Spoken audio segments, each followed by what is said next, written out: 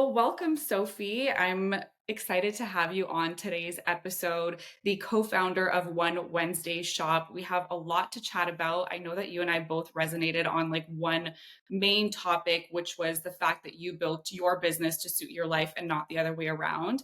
And, I think business can really overtake somebody's life, and it's very important to kind of be mindful of what's important to you, what you love to do, and kind of keeping that at the forefront. So if anyone's listening, this is kind of like our overarching theme of the episode, because One Wednesday is really that in essence. I know that you and your co-founders share the similar values. So like talk us through, number one, what is One Wednesday all about, One Wednesday Shop, and how you got started. Amazing. Thank you so much for having me, Alyssa. I'm super excited to be here, and it's one of my favorite topics. I think that it's a little taboo in terms of, not subscribing to this like crazy fast growth, like Yeah. hustle at all costs mentality. So I'm excited to chat about it. And yeah, One Wednesday, we have been in business almost 5 years. So this November will be year five.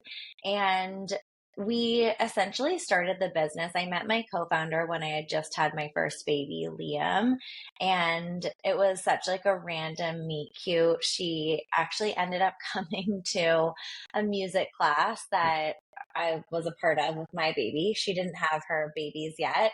And we had a bunch of mutual friends, and she was like, "Oh, I'm headed out to support another female founder. She just opened a coffee shop and I want to go check it out. Like, does anyone want to come with me?" And it's so funny because I am not the type of person to be like, "Oh, I'm free this afternoon. I'll come." Like, I'm very scheduled. Like, if you try to make plans with me, it's like 3 weeks out. Like, that's just the way that my life is. And I was like, "Oh my gosh, like I'm on mat leave. I'll come. I don't have any plans." And so Joni and I had coffee, and she was telling me she was in the process of selling her business and was ready to launch something new. And I said to her that I had always been interested in entrepreneurship, but I didn't have like the right idea and the right partner, and it didn't feel like the right time ever. But I said, like, why don't, you and I chat? Like, I've always been interested in starting a business. And she's like, "Okay, that sounds great." So we continued to kind of iterate on ideas, and her previous business was in the food space. So we decided that we would develop a protein bar. And we worked on that idea for about a year. And what we wanted was an algae based protein bar. So the idea was that harvesting algae and algae as a protein source was actually very sustainable, but also very highly nutritious. And that was our thesis. It took a very long Mm. time to figure out. Unfortunately, the person who was testing our recipes for us, our formulator, got really sick. So it No. just was not a great situation. And about a year in of like doing this off the side of our desks, we were like, you know what, this is not it. So we had both always really loved textiles and home design and home decor. And so, um, we decided to do something in that space. And our first product was the universal throw. And the idea behind the universal throw was that we wanted something that could be more than one thing. So you could have a throw for your couch that also doubled as like a baby swaddle, or something to throw on yourself on the plane when you get cold. And we worked with our team in Turkey to develop a really beautiful universal throw that actually, consequently, we are in the process of selling through our final universal throws. So it's kind of the end of an era, but Wow. yeah, we've since kind of moved onwards and upwards from that part of our business. And over the last 4 or 5 years have really just launched into categories that either we love and are interested in, or our customers have been asking for. And so our biggest category now is our bath category, which mostly consists of our waffle knit robes and towels, and baby waffle knit robes and kids towel and kids robes. And then we also are in the process of building out the apparel side of our business. So it's a lot's happened in the last 5 years. Really cool. And I think like the cool part about what you said is the fact that you've evolved and that it was okay to kind of let one thing go through and pass through the business. You're like, you know what, we're changing, we're evolving, we're growing. Like it doesn't have to be the same forever. And that's an important lesson for anyone building a brand, because the idea that you start with isn't necessarily the idea that you're going to end with, or like the version that you start with. You have to listen to the market and iterate. So like, what was the reason behind kind of leaving that behind and expanding? Yeah, I think for us, because we still own 100% of the business and we are the only shareholders and we're the only people that have put money into the business, we're obviously still very in control of what we Mm, do. And we've evolved yeah. as women and as mothers and as human beings, and our tastes have, become a little more refined, let's say. And I think back when we were starting, and I still really love our throws. Like they're honestly a bestseller, and maybe it's a total mistake to get rid of them. Time will tell. But we were like brand new moms. We both had babies. I'm actually pregnant, so like maybe I'll be right back Oh, there. Thank congratulations. you. Thank you. And so, yeah, we've just evolved as people. And like what we've always wanted to do is put out into the world, like what we're interested in. Yeah. And we have the freedom to do that because of the way that we run our business. Yeah, that's really cool. And so in terms of like differentiating yourself, I feel like because you're very much following like what feels right for you and the products that are aligned with what you stand for, even in terms of like sustainability and quality and all of that. Like in terms of differentiating yourself in the market, like how have you been able to do that, and what do you feel makes you guys stand out to everybody else who's selling similar products?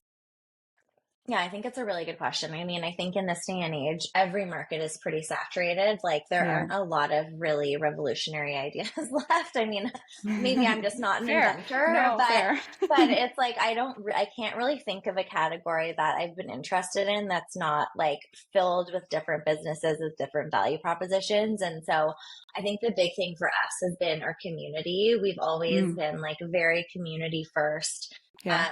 especially here in Vancouver, where we started. We really fostered not only a community of customers, but also a community of founders that are very supportive of one another. And so we've extrapolated that beyond just the Vancouver borders and now across Canada and into the States. And I think that's been the biggest differentiator. I also think that for the most part, we've really tried to keep our price point really accessible, despite the fact that like shipping costs increase what seems like week over week, inflation, the US dollar, like all of these things, I think people don't really realize go into the profit margin of a small business, and Yeah. especially a small business that for 4 years, like we did not pay ourselves a dime. And so, Crazy.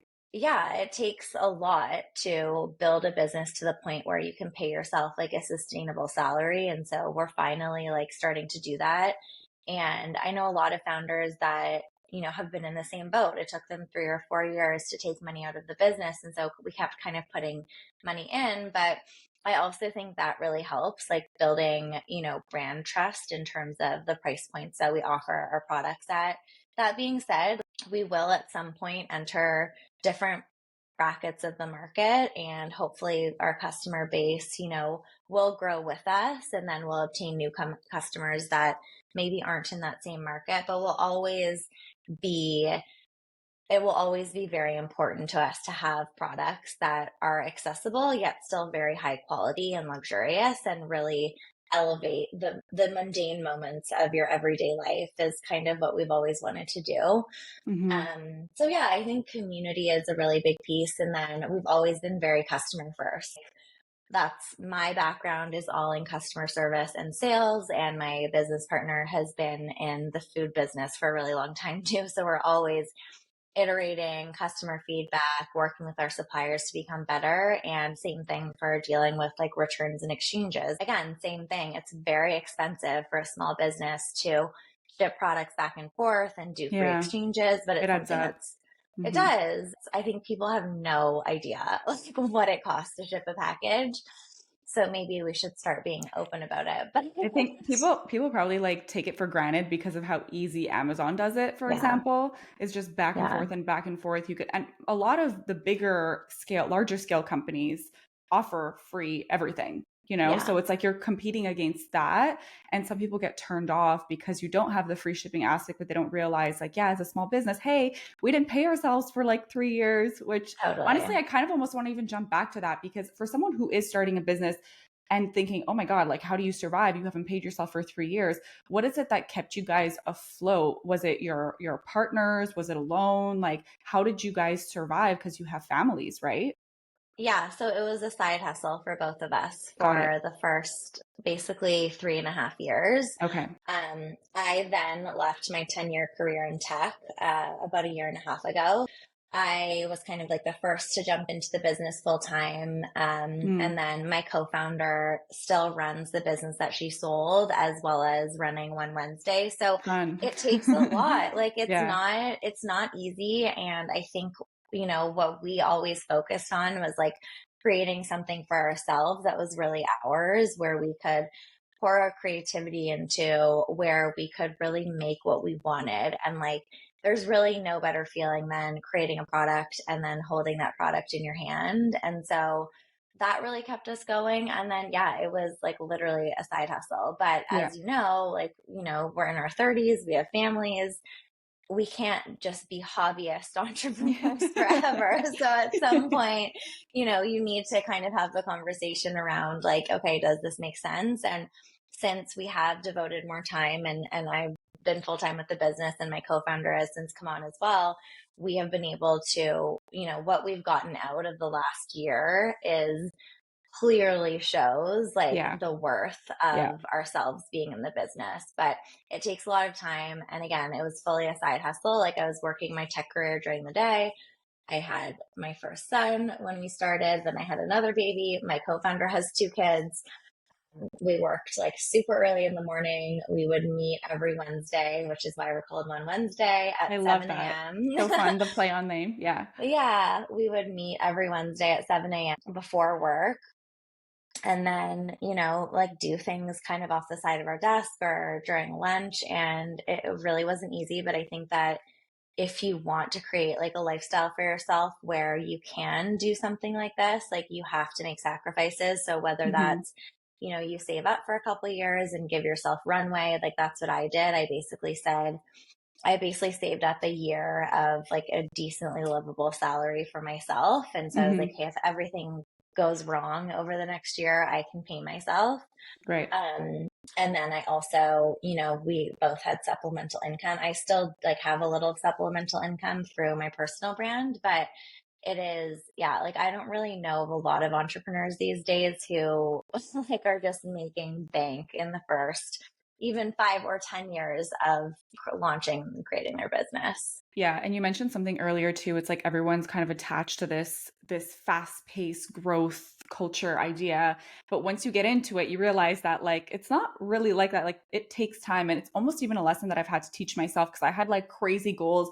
Things in the first few years were actually going really well, but also when you're smaller, I feel like it's a little bit easier to grow faster, and then you kind of get to a point where you're like, did I plateau? Like, what do I Yeah. need to get to that next level? And entrepreneurs often find themselves in this little sweet spot where it's like, okay, if you want to like push to become $1 million business or a multi-million-dollar business, like the amount of work involved is substantially more than Yeah. if you're running like a little mom and pop shop. But at the same time, if you have like the proper systems in place and you understand what everybody is doing, then you're good, because Yeah. that's the other thing. It's like you're no longer doing everything yourself. You're relying on other people, but it's a matter of having the right people in place that you Totally. trust, that can help you scale. And so once you have a system that works, at let's say a 200 to $500,000 a year mark, then you can get them to support you as you grow slowly, as opposed to blowing up and then it burning because you don't have the proper tools in place, which honestly happens. But Yeah, for sure. some people either survive Yeah. or they drown. Yeah. I mean, I really think at the end of the day, like, so much of life comes back to persistence and Hmm. the ability to keep going. Yeah. And I really think that's what differentiates success from failure is like, do you have the stamina to keep going? Do you have the ability to make the right decisions to keep going? Like, it really does all come Hmm. back to like,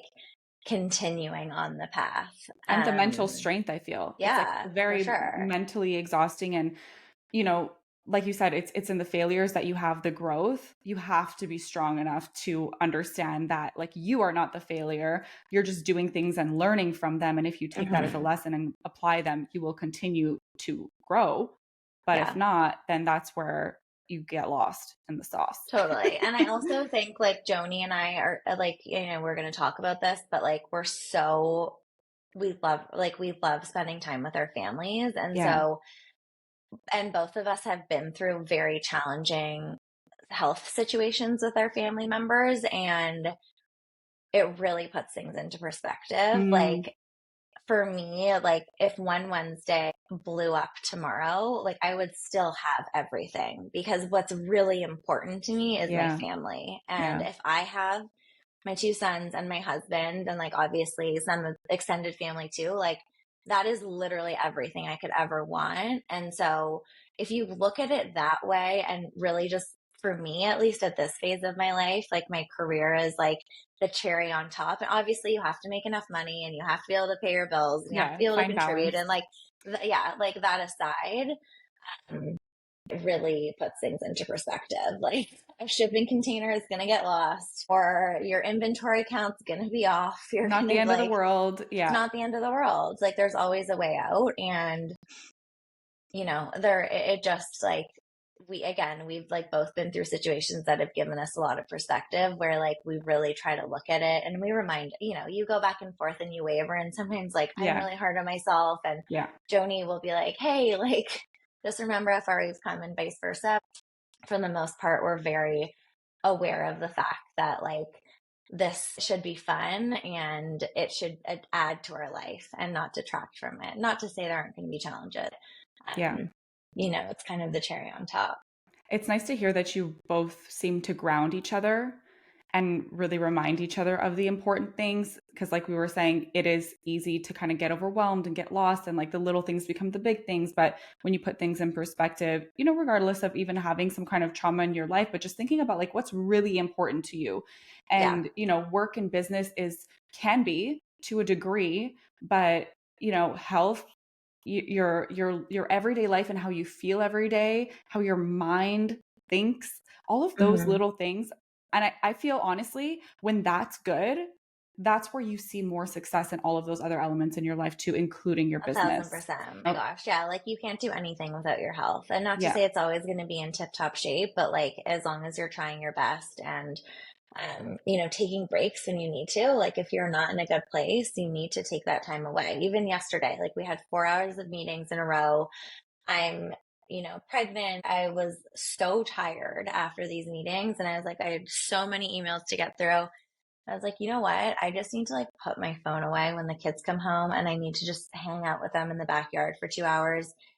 I think people really undervalue the restorative practice of like closing your laptop and Yes, putting your phone away and going to bed early. I And then agree. I literally woke up in the middle of the night and wrote down like a full business plan for the next year because I had had that time to recharge. So if I had tried to do that right after the meetings, it would have been, you know, a futile exercise. But because I gave myself that time, I was like a hit of inspiration came through. And usually it's when you're taking time away that Yeah. happens.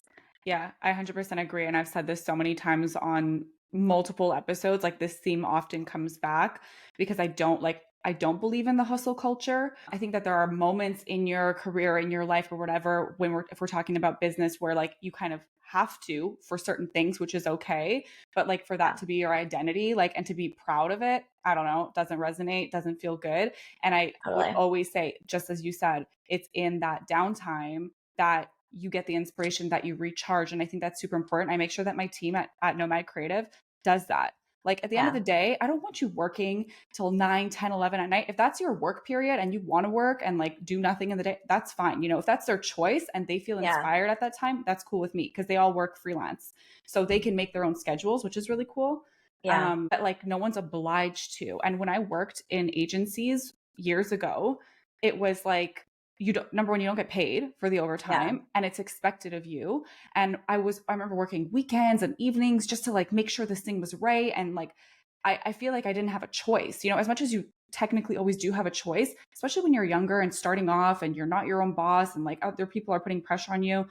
You feel like you have to put in all of this extra work. And I was so burnt out and I ended up like hating the job. I was like over it, just wanted to leave. The whole 9 to 5 thing also just is not for me, but that's another conversation. But yeah, no, I learned that lesson. And so like by living it and experiencing it myself, I brought that into my business and was like, I want everyone to like feel good and great. And like, if you need the day off, if you want a vacation, I don't care. Any time of the year, Yeah. go have fun, enjoy, Yeah. you know? Yeah, I think, and there's also seasons of life. Like when Yes. I started out my career, I was the first one in the office and the last one to leave. By the Yep. time that I had my son, that wasn't possible anymore. And Mm-hmm. so right now I'm in a phase of life, and I will be for the next like 10 years, where my kids come first. And, that may sacrifice revenue for the business. We may grow slower, but we're both very aware of those choices and the trade offs that we're making. And I think as long as you're making those trade offs with that in mind, rather than like this entitled approach that you should still have 10x growth while you're like taking off at 3 to pick your kids up. Like, I think Yeah. you just have to be realistic of what those trade offs look like. And like, Mm-hmm. we're willing to make those right now. And maybe in 10 years, we won't. The nice thing is, like you said, we are aligned on them. So, yeah, I think there are just phases to life. I feel like my 40s are maybe I'll be hustling a little bit more again, and because it's fun, like I like Yeah, it. for sure. And I was in my 20s, and so my 30s have kind of been like my time to be in my family era, and Yeah. that fulfills me right now. But the one thing that I'm hearing too is that like there's the only currency here is not money. Like we're talking about time, we're talking about Hmm. love, we're talking about, all of those moments that you're getting to experience with your family. Like that has value, right? It's not just about a dollar Absolutely. amount. So I mean, I put I a resonate dollar with that. amount of value on it. Like, I actually did that exercise, and Really? like, How do you do yeah, that? I'm because, curious. well, for like, I worked in tech for so long, Yeah. and you make really good money after 10 years in tech. Like, I mean, you can look it up. Most Yeah. companies are public, so go check it out. But you can make really good money. And so I was like, okay, I can continue down this path. I can work like, I wasn't working crazy hours, but I was working a lot, and I didn't have time to make dinner. And I definitely would not have had time to go pick up my son or go to his spring concert or take him to karate or do any of those things. And like, Hmm. that's fine because that's a trade off too. But I knew like the value of spending time with my family at this point in my life was greater Yeah. than the extra paycheck that I was receiving by staying in technology. And I said to myself, okay, it took me 10 years to get to this level in tech. Like, if it takes me 5 or 10 years to do that as an entrepreneur, like that will look like success to me. And then what else am I gaining? And then, I obviously won't go into the exact numbers that, you understand kind of what's important to you. And it's obviously going to depend on your, family situation, whether your partner is an entrepreneur. Like, I don't know if we would both be able to be entrepreneurs. I think that it's probably too fickle for like the lifestyle that we have and the family that we Yeah. want to create. So my husband has like a much more stable, steady Yeah. career. And Same. yeah, It and helps. that's like totally those people who are like two entrepreneurs in the family. I'm like, wow, like power to you. I don't know how you do it, Yeah. but I think that's not talked about enough either. Like what support people have to be able to make those decisions. Like, it's obviously a privilege to be able to make Yes. that decision and have that trade-off, especially, Canada in general. I was going to say Vancouver, but I feel like Canada is so expensive these days Yeah. that like no matter where you are, it's crazy. And yeah, so that's kind of how I looked at it. And you make choices like public school versus private school, like how many vacations can you go on, and all of those things go into it as well. Yeah, no, I agree. My husband's a pilot. So that for me, it's like he has, and with the Air Force too. So it's like he's not going anywhere. He has a job, he has a stable income.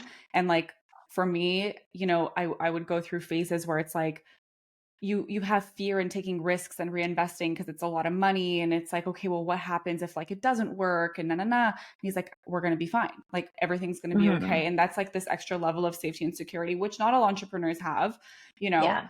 So I'm super grateful for that and can relate to your situation too. You just feel a little safer, I guess, because Totally. I mean, like like a single mom who's an entrepreneur, like I Mhm. could never do it. I just like the security would be too challenging for me and way Yeah. too stressful. So I just think everyone kind of has to meet themselves where they're at. And if you're in a place where you require like a steadier, increasing paycheck every year, like start a side hustle. Like there's always an opportunity. Like there's always an hour in the day if you choose to set things up that way Mhm. to dive into something that you love and try it. Because I do think at the end of the day, like if you go your whole life wanting to try something and you haven't given it a go, like that's also a sacrifice. And Yeah. so, everyone I think just has to spend more time really looking within what they want to create for their own life. Yeah, that's fair. Okay. Let's get back to One Wednesday because I have some questions in regards to just like the brand that you've built. It's a beautiful, incredible brand. You guys have been featured in Goop, Elle, the Globe and Mail, the list goes on. And you've had some really cool opportunities like collaborating with Jillian Harris, having your products in the Jilly box. Can you talk a little bit more about like how those kind of collaborations and that spotlight came to be? Oh my gosh, I'm trying to remember how Jillybox came to be because we've worked with them for a few years now. So yes, we've been very lucky. A lot of what we've done has been outbound, like the bigger things we've done. For example, when we first launched wholesale, we launched on goop.com.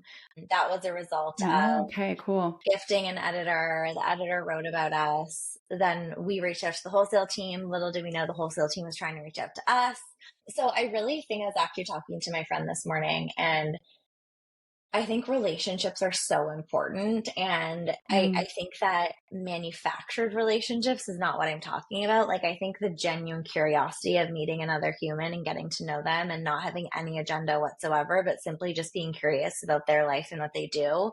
And that's like the way that I live my life. And it's the way I always have. I always love following up with people, seeing how they're doing. And that's probably something I honed a little bit in my sales career, but also just like how I naturally am as a person. And so much of what we've done has come down to relationships. Like, do you know someone who works there? Like, you have a friend reach out and say, like, oh, can you provide an introduction? And I think that so much of this business and being an entrepreneur comes down to like, I mean, you and I met for a referral, like, same mhm. thing. You always Yeah. have people connecting, and I'm a connector. And I think that brings other people into connecting with me. And so it kind of just like all flows around. I'm like the least competitive person you've ever met. So I'll never feel like competitive with someone if they're trying to ask me for something. And so I think that that really helps.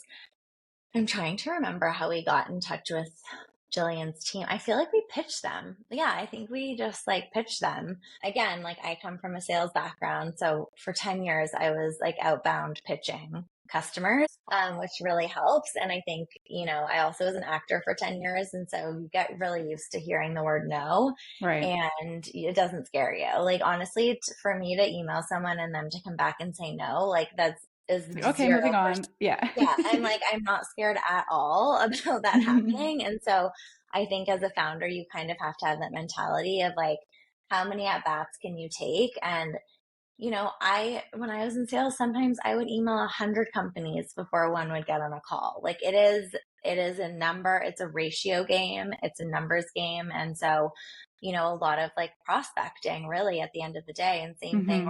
we're building we're in Holt Renfrew, but we're building kind of like our smaller boutique wholesale side of the business right now. And again, it's like for every 10 emails, you get one email back. But hopefully that one email becomes a partnership that becomes a long-term recurring customer. And yeah, we've been really lucky to have collaborated with Jillian and her team, and they're absolutely incredible. Like, she is a true economic engine in Canada, and Yeah. specifically Western Canada. And honestly, like all of Canada and into the States, but she is like just such a solid human being and has lifted up so many other female entrepreneurs, and truly has made a huge economic difference to many, many small businesses in Canada. We're super grateful for her. Yeah, that's really cool. So for someone who has never done any kind of like outreach or sales emails, because there's the concept of cold emailing, which I think a lot of people kind of roll their eyes at, where you're sending 500 of the same email. There's very minimal personalization. I'm assuming that when you're sending out these like 10, 20 emails, they're very curated, personalized. Like, is that your approach? Yes. So I think at the end of the day, like, let's say you are a food product and you need to get into like 1,000 doors. Like you may not be curating every single email that you're sending out, but for larger accounts, you're like, if you are a food company and you're reaching out to Whole Foods, like you are sending them a customized email and you're not Yeah. only customizing it to the company, but you're customizing it to the person. And so one of the biggest things that I learned in sales was like researching your prospect before emailing them. To me, like that's just so obvious now. Like if you like I think it'd be absolutely crazy to just like spam everyone the same email. The other thing is like people talk. So if you're sending the same email hundreds and hundreds of times, like people will find out. So Yeah. that's one piece. But it really just comes down to being persistent. You're going to hear no. If you hear no once, like that doesn't mean no forever. It just means no Hmm. for now. So follow up with those people again. Wait 6 months. Ask them when is a better time to reach out. I think for a service business, like if you are afraid to email people, like you're going to have problems because not everything is going to come inbound. We get a lot of inbound stuff now. But you know, it doesn't start that way. Like you have to get your name out there yourself. Like no one else is going to do it for you. Hmm. So I would say like for people who don't want to, like kind of too bad. Like it's just literally part of the job. Yeah. Kind You're of kind no of matter stuck what. with whatever comes in Yeah. and that's it. Yeah. Word of Yeah, mouth totally. or whoever finds you on Google. Yeah, it's definitely Yeah. limiting. That's something that we've been like trying all kinds of different like outbound sales approaches and stuff and like some things work better than others, but it's like trial and error and every business is so different too and like certain things that will work for our clients won't work for us, which we're like annoyed because it's like, well, hey, we Yeah. found the solution for you, but how come it's not working Yeah. for us, you know? It's Um also such a crapshoot. Like I always thought that sales was a trifecta of talent, timing, and what was the I last feel one? like I timing always is a said big one that for sure. timing is such a huge one. Like you may reach someone and they've already spent their budget for the next season, or you know, we reached out to this boutique that we really liked, and they were like, the person across the street already carries One Wednesday. Like we can't Mm. carry you guys. So Or it it's could just be the opposite too, where you're yeah, reaching and they're like, "Oh my God, we were just looking to like fill this spot," or "Oh my gosh, you know, we needed a totally. branding agency. We were looking for someone to put something on the shelf." So it could Yeah. go the other way too. For Perfect sure. timing. And that's, I mean, like, that's, you have to be like somewhat of an internal optimist as an Yeah. entrepreneur Yeah. because, you know, you got to keep going. So, yeah. Yeah, makes sense. Cool. Well, those are honestly really, really amazing opportunities and experiences. I feel like you guys know what you're doing, but obviously every business comes with its challenges. So I'm curious to know, has there been like one major event that has happened over the last few years of you guys building the business? And has that kind of shifted your perspective on how you do things internally as a result?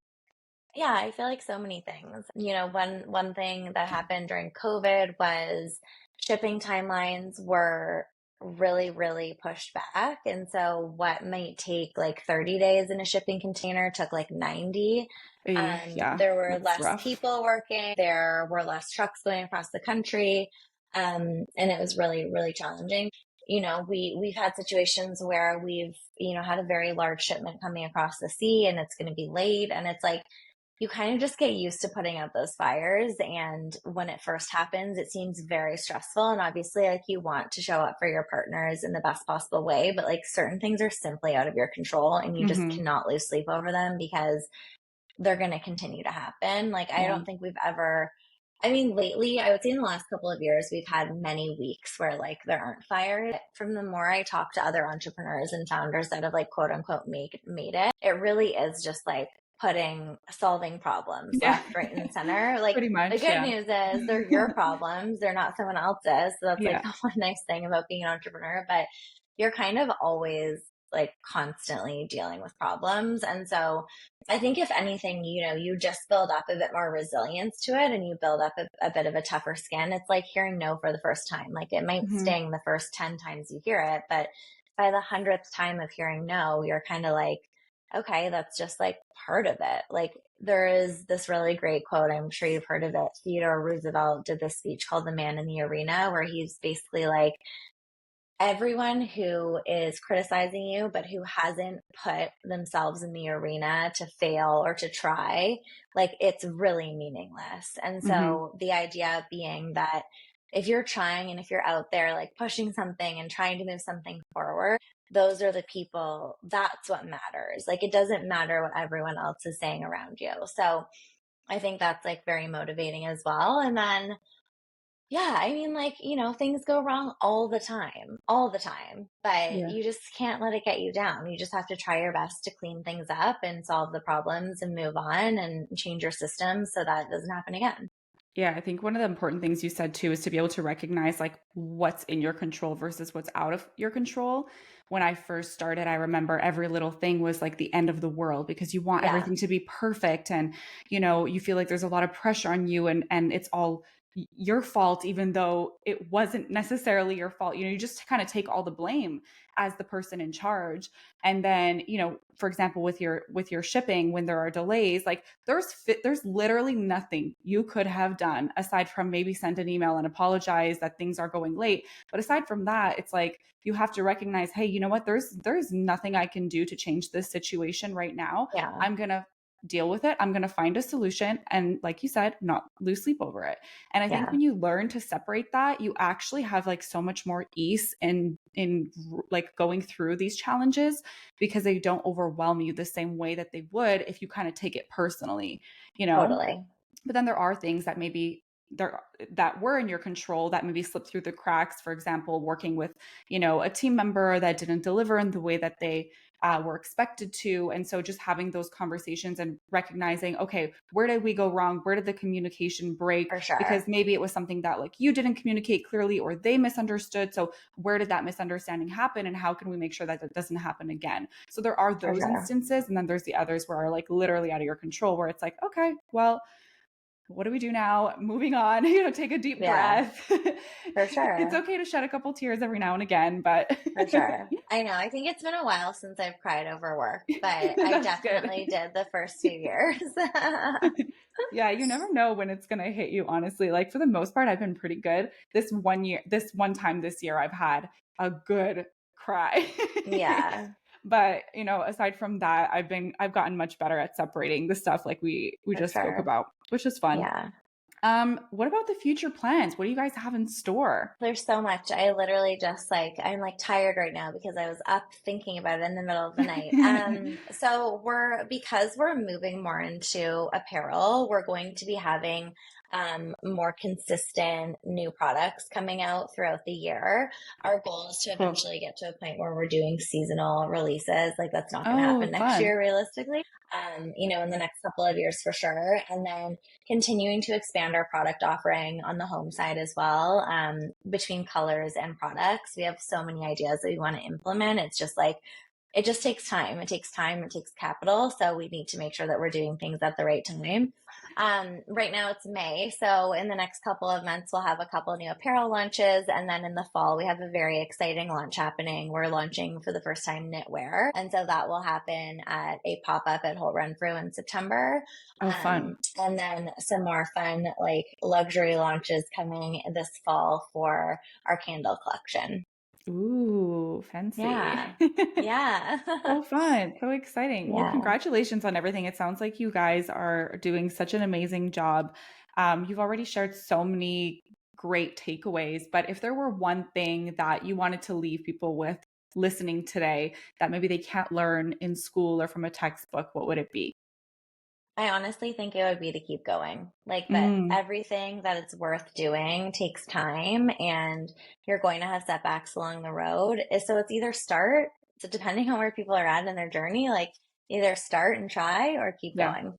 Amazing. Love that. Yeah. Super simple. Okay, where can people go to learn more about One Wednesday, about you? Any launches coming up that you want to shout out? Yeah, so you can follow us at one underscore Wednesday underscore shop. That's one spelled out, ONE on Instagram. And then we're onewednesdayshop.com. You can sign up to our newsletter, which is one of the tabs. So it's pretty easy to find. And we launch everything to email first. So if you're really keen to see what's coming up, that's the best way to do that. And then my personal is at Sophie C. Collins, or my full name, sophiecollins.com. Amazing. All of the deets, those will be all in the show notes to keep it nice and simple. Thank you so much, everyone, for listening. Thank you, Sophie, for being here, and we'll Thank you chat for next having week. me. Bye.